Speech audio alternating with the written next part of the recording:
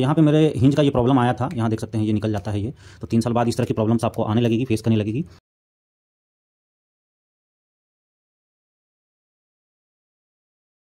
देखो हिंज से कितना प्रॉब्लम हो सकता है। यहाँ पे आप देख सकते हो, यहाँ वाला हिंज मेरा खराब हो गया, ये हिंज वाला उठा दिया था, सेम यहीं से डिस्प्ले की गई हुई है। तो यहाँ आप देख सकते हैं कि डिस्प्ले की वायर जो है सो यहाँ हिंज के बगल से होकर के गई हुई है, थोड़ी सी डिस्टेंस में देनी चाहिए ना। अब मेरा हिंज निकल जाता है, जिससे कि ये डिस्प्ले वाली जो तार है ना, इसको तोड़ने की कोशिश की जा रही है। मुझे भी ध्यान नहीं था, यहाँ पे ध्यान से देखो तो ये तार कभी भी निकल सकती है मेरी डिस्प्ले की। तो ये स्थिति हो गई है, तो मुझे जल्दी से जल्दी मुझे ये वाला हिंज चेंज करवाना ही पड़ेगा इस लैपटॉप का, नहीं तो ये पूरा का पूरा मेरा डिस्प्ले का जो तार है वो खराब हो जाएगा, फिर पूरा का पूरा मेरा डिस्प्ले बैठ जाएगा इस कंप्यूटर में। तो ये सिस्टम है पूरा, यहाँ थोड़ी सी इनको दूर में देनी चाहिए थी डिस्प्ले वाली की, नहीं तो खराब हो जाती। वहीं राइट साइड में कुछ नहीं दिया गया है, राइट साइड वाली खाली स्पेस है यहाँ पे, इसमें कोई इशू नहीं है, लेकिन खराब भी हुई है इधर लेफ्ट साइड वाली ही, क्योंकि ज़्यादातर मैं लेफ्ट साइड से ही इसको निकालता हूँ।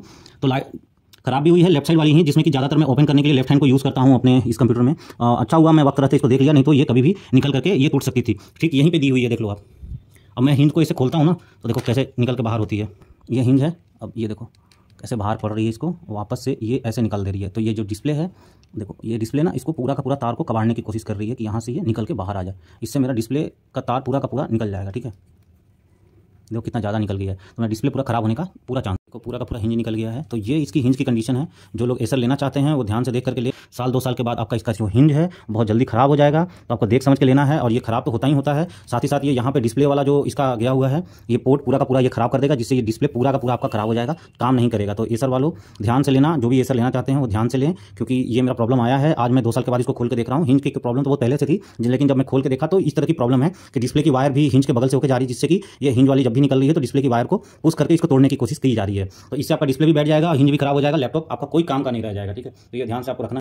तो यहाँ जिसमें स्टिक हुआ करता था, ये जो आप यहाँ पे देख सकते हैं कि ये नीचे का बॉडी में ये नट लगा करता था, फिट होता हुआ करता था, उसी को ले करके अगर कहीं निकल गया है पूरा का पूरा। तो ये जो 3 नट यहाँ पे इसको अंदर ये स्टिक करने का काम करते थे, वही पूरा का पूरा ये नीचे का बॉडी को निकालते हुए बाहर निकल गया है। अब इससे इशू ये आ रही है कि मैं अगर इसको वापस से अगर ऐसे अंडर लगाता हूँ तो भी ये बार बार इसको प्रॉब्लम करेगा, ये इसको दबाएगा अगर दबेगा तो यहाँ पे मुझे अब सोल्यूशन यही लग रहा है कि ये पूरा का पूरा हिंज मुझे पहले चेंज करना पड़ेगा, फिर इसको ड्रिल करके अपने बॉडी के ऊपर यहाँ आर पार मुझे करनी पड़ेगी, क्योंकि इसकी सपोर्ट खत्म हो गई है। तो यहाँ पे मुझे होल करनी पड़ेगी आगे में, और होल करके इसको फिक्स करना पड़ेगा ये हिंज को। तो देसी जुगाड़ लगाना पड़ेगा, और कोई इसमें अब और कुछ नहीं मैं इसमें कर सकता हूँ। ये इसके बॉडी में यहाँ पे स्टिक रहे, उसके लिए मुझे आर पार वाली थोड़ी सी कहानी करनी पड़ेगी इसमें, ताकि ये अच्छे से फिट हो सके।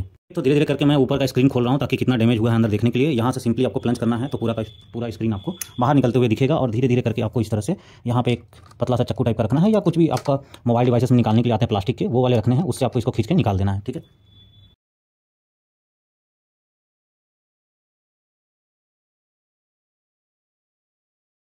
तो कुछ ऐसी है अंदर की व्यू इसकी, यहाँ देख सकते हो आप। ये पूरा का पूरा मैंने निकाल दिया है, इधर साइड मैंने नहीं खोला है अभी। और ये यहाँ पे इस तरह से इसका स्क्रीन का पूरा गया हुआ है।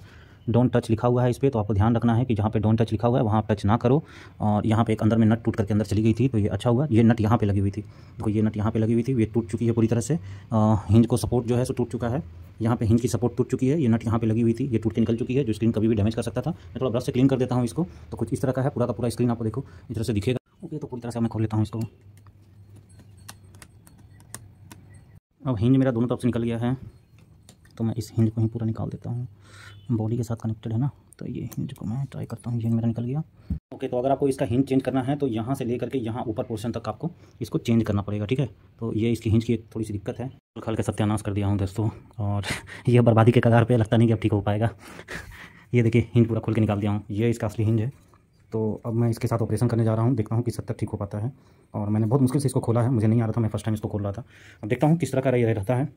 तो अब मैंने इसको खोल दिया है, देखता हूँ और थोड़ा कितना बर्बाद कर सकता हूँ। ये हिंज है हमारा, राइट साइड का तो मैंने छोड़ दिया था, लेफ्ट साइड की मेरी खराब हो गई थी, तो बेसिकली ये हिंज मैंने निकाल दिया था। अब निकालने के बाद क्या हुआ, इतनी खराब क्वालिटी की दोस्तों यहाँ पे दी गई है। यहाँ ये देखो, ये प्लास्टिक के ऊपर ये चिपकी हुई रहती है, जिसमें कि ये नट जो जाता है तो फंस जाता है। ठीक है, नट फंसता है और फंसने के बाद इसको होल्ड करके रखता है। पर यहाँ पे 3 टोटल दी हुई थी, 1 2 3, 2 टूट चुके हैं, 1 बचा हुआ है, जिसपे कि ये होल्ड किसी तरह से करेंगे। अगर ये भी टूट जाता है तो ये स्क्रीन तोड़ के निकल जाएगा। सेम इसी तरह का तीनों का निकल गया, हल्का सा भी ये प्लंज करता है, तीनों का देखिए टूट चुका है ये। अब मुझे अलग से इसको होल्ड करके एक नट दे करके अलग से मुझे टाइट करना पड़ेगा, और वाशर वगैरह दे करके टाइट करनी पड़ेगी। तो ये राइट साइड का हाल है। लेफ्ट साइड का पूरा हिंज जो है सो इतना लंबा आता है, इसको निकालने में मुझे पसीने छूट गए। आराम से ऐसे ऐसे करके अंदर में एक टेप स्ट्रिप रहता है, उसको निकालना पड़ता है इसे खींच करके, तब जाके आपको निकलेगा। बहुत ही सावधानी से आपको करना पड़ेगा, तब जाकर निकलेगा। पूरा इसमें फंसा हुआ रहता है, इस तरह का हिंज है।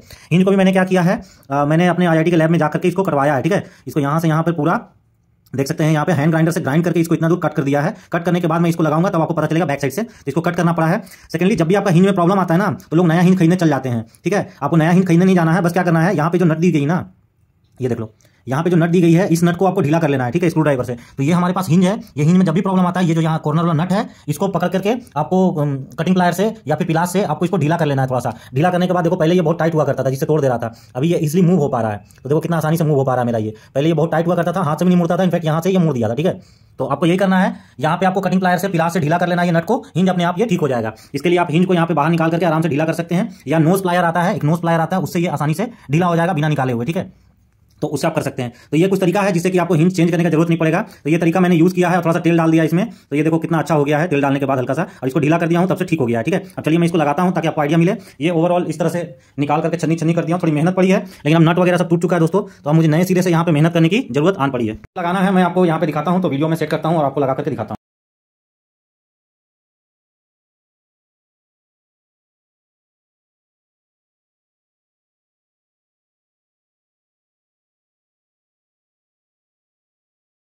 आम आदमी के घर में इतने सारे इक्विपमेंट नहीं रहते हैं, तो एक घरेलू मैं इसको देसी जुगाड़ कर।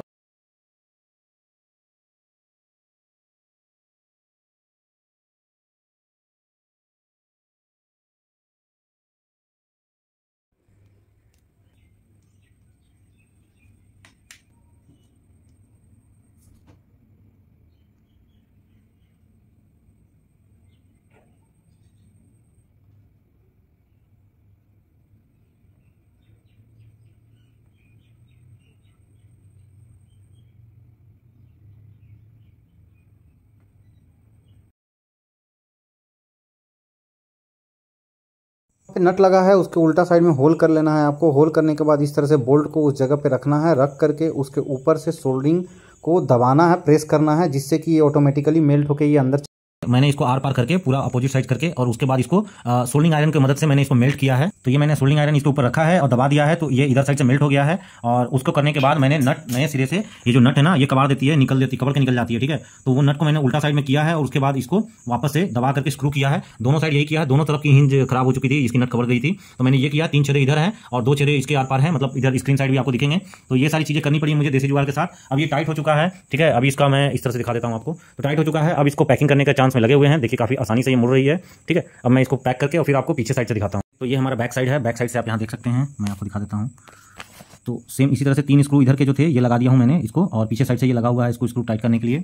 बहुत ही स्पेस कम रहता है ये, तो अगर आप इधर उधर ज़्यादा छेड़छाड़ करेंगे तो आपको बहुत दिक्कत होगा। जैसे कि आप देखो यहाँ अपोजिट साइड में ये निकला हुआ है, सेम इसका भी अपोजिट साइड में इधर पीछे साइड में इस तरह का निकला हुआ है, जिससे मुझे सोल्डिंग करके करनी पड़ी है। हाँ, थोड़ा सा लुक इसका खराब हो गया, पर कोई नहीं, थोड़ा सा स्टिकर वगैरह मार के काम चला लूंगा। ऐसे भी 3 साल हो चुका है इसका। और यहाँ पे आप देख सकते हैं ये जो इसका दिया हुआ था ना पार्ट, ये बार बार यहाँ स्क्रीन का ये देखिए यहाँ डैमेज कर दिया है। तो यहाँ आप देख सकते हो स्क्रीन की ये जो पत्ती है उसको डैमेज कर दी गई है, तो ये डैमेज हो चुका है। और थोड़ा सा मतलब और हल्का और डैमेज होता तो स्क्रीन चालू होना बंद हो जाता। तो ये हैंड ग्राइंडर से मैंने इसको कटवा दिया था, इतना लाइनिंग करके, और यहाँ से यहाँ हैंड ग्राइंडर से कट गया था। तो आसपास अगर आपके पास कोई मैकेनिक होंगे, कोई शॉप होगा, कोई वेल्डिंग वगैरह का होगा, वहाँ पे आप जाएंगे तो हैंड ग्राइंडर से इतना दूर कटवा सकते हैं अगर आपको जरूरत है तो। नहीं तो फिर क्या होगा, आपका ये भी हिंज दोनों तरफ का चेंज होगा, जो कि अराउंड 1500 रुपये की आती है। और फिर आपका ये जो कवर्स है ना, ये पूरा का पूरा ये कवर और पीछे का ये कवर, सारा कवर्स वगैरह चेंज होगा। मोटा मोटे 2500 का तो कम से कम आपको खर्चा पड़ेगा, कम से कम। और बाकी जो लोकल शॉप वगैरह आपको अगर रिपेयर करके दे दे तो ठीक बात है, नहीं तो कम से कम 2500 का खर्चा आता है, ठीक है। तो ये मैंने अपना देसी जुगाड़ लगाया है, अब इसको कट कर दिया हूँ। अब इसके साथ जब मैं लगाऊंगा तो ये जब भी निकलेगा तो ये इधर साइड से उखड़ेगा, ना कि इसको डायरेक्टली यहाँ से कबाड़ते हुए निकलेगा, ठीक है। तो ये एक चीज़ हो गया है दोस्तों। अब ये मैंने कर दिया है, अब मैं इसको लगाता हूँ और फिर मैं ऑन करता हूँ, फिर मैं आपको दिखाता हूँ, आपको सामने से दिखाता हूँ। तो ये हमारा रेडी हो चुका है, बस इसमें डिस्प्ले लगा देता हूँ। तो जो डिस्प्ले की केबल है काफ़ी नाजुक है और यहाँ पे उल्टा सीधा आपको ध्यान रखना होगा, क्योंकि आप उल्टा लगा देंगे तो डिस्प्ले ऑन नहीं। अब तो दोस्तों इतना फ्री हो गया है कि बस इसको छोड़ देंगे तो देखो क्या होगा, अपने गिर जा रहा है। तो इतना ज़्यादा फ्री हो चुका है ये। इस साइड पे रखता हूँ तो थोड़ा बहुत फिक्स रहता है, और जैसे ही इसको छोड़ देता हूँ तो अब कुछ ज़्यादा ही फ्री हो गया, देखो अपने आप गिर जा रहा है। इसके लिए क्या करेंगे, यहाँ से जो हमने हद से ज़्यादा ढीला किया था ना, इसको इस तरह का नोज प्लायर आता है एक, उससे आपको टाइट करनी पड़ेगी, ठीक है।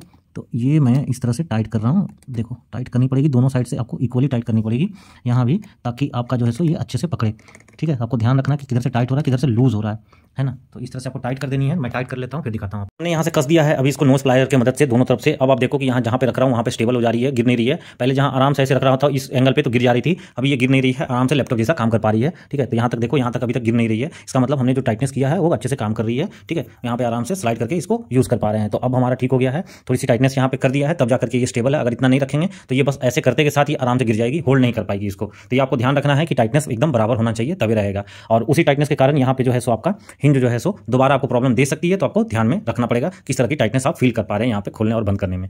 ये जो प्रॉब्लम था वो सॉल्व हो चुका है। यहाँ पे कई बार आपका ये वायर निकल जाएगा, बहुत अच्छे से आपको इसके ऊपर का कवर जो है सो ये लगा करके फिक्स करनी होगी। बस इसको ऊपर से लगा करके बस दबा करके ऐसे करके दबा देनी है चारों तरफ ऐसे करके, तो ये दब जाएगी और फिक्स हो जाएगी। तो आपको कोई इशू नहीं आएगा, आराम से आपका ये लैपटॉप स्टार्ट होने को रेडी हो जाएगा। ठीक है, तो हमारा कंप्यूटर अब रेडी है। अब आप यहाँ पर देख सकते हैं, और ये हमने डाला, अच्छे से आ गया है।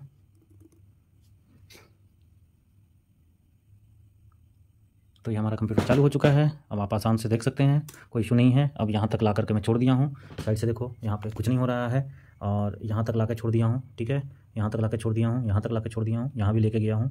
ठीक है, अब यहाँ तक ला के छोड़ दिया हूँ। थोड़ी सी यहाँ पे एकदम बैक में जाती है तो हल्की सी धीरे धीरे नीचे चली जाती है। बाकी यहाँ तक सपोर्ट ठीक है, यहाँ भी सपोर्ट ठीक है, काम चल जाएगी आराम से। यहाँ रख करके काम करने में कोई इशू नहीं होगा। अब उसके बाद धीरे धीरे धीरे धीरे मैं इसको आराम से क्लोज़ कर ले रहा हूँ। ठीक है, तो क्लोज़ करने में भी कोई इशू नहीं है। हिंज साइड से मैं दिखा दे रहा हूँ, ये मैंने कुशन्स वगैरह डाल रखे थे तो इससे भी कोई इशू नहीं आ रहा है। ठीक है, कुशन्स वगैरह डाले हुए हैं और इसको यहाँ पे रखता हूँ। अब मैं आराम से इसको खोलता हूँ। देखो यहाँ पे भी ज़्यादा इसमें उठा हुआ नहीं है जिससे कि कोई इशू होगा, एकदम प्लेन है। इस पर कुछ स्टिकर लगा दूंगा जिससे कि ये दाग मिट जाएगा। यहाँ देखो कुछ स्टिकर लगा दूंगा, यहाँ से खत्म हो जाएगा। इसी तरह से स्टिकर वगैरह लगा करके इसमें कोई इशू नहीं है। ये उठा हुआ है लेकिन ये एकदम प्लेन सर्फेस पे है। सेम इसी तरह से देखो यहाँ पे भी पीछे साइड में भी ये होल करनी पड़ी थी, तो ये यहाँ पे देखो थोड़ी है। यहाँ पे स्टिकर लगा दूंगा, एक लैपटॉप स्टिकर आती है तो हो जाएगा। तो आसानी से मेरा ये जो हिंज का प्रॉब्लम है, हिंज आती है तकरीबन 1500 रुपये से लेकर 1800 रुपये में, और इस हिंज के साथ ये मुझे नीचे का कैबिनेट बदली कराना पड़ता है, ये ऊपर का फ्रेम वगैरह सब चेंज कराना पड़ता। ये सारी चीज़ें खर्चे ले करके कम से कम 3000 से 3500 रुपये मुझे पड़ जाते हैं। तो वो 3500 रुपये के आसपास मैंने इसको पूरा की पूरा बचा लिया है अभी टेम्प्रोरी, और मुझे मेहनत लग गई है 3 से 4 दिनों में देसी जुगाड़ के साथ ये सब चीज़ें करने में। तो अगर आपके पास भी नहीं है तो आप कर सकते हैं। आपके पास अगर लोकल रिपेयर शॉप में जाने का है तो आप कर सकते हैं। मेरे पास ये फर्स्ट टाइम एक्सपीरियंस था, मैंने इसको घर में ही सारा व्यवस्था और देसी जुगाड़ लगा करके इसको ठीक से किया है। तो आप भी देख सकते हैं, और यूट्यूब पे भी और भी लोगों का आप सहारा ले सकते हैं। मैंने भी कुछ कुछ का देखा था, जिस तरह से मैंने कुछ कुछ इन सब चीज़ों को इंप्लीमेंट करने में यूज़ किया है। मेरे पास कोई गोंद वगैरह गम वगैरह नहीं था जिससे कि स्टिक कर पाऊँ, तो मैंने देसी जुगाड़ से इसको स्टिक किया है। तो आप भी इस प्रोसेस को यूज़ कर सकते हैं, और मुझे लगता है कि ये वीडियो आपके लिए हेल्पफुल रहेगी। तो आप इसको लाइक कर सकते हैं और चाहे तो चैनल को सब्सक्राइब कर सकते हैं।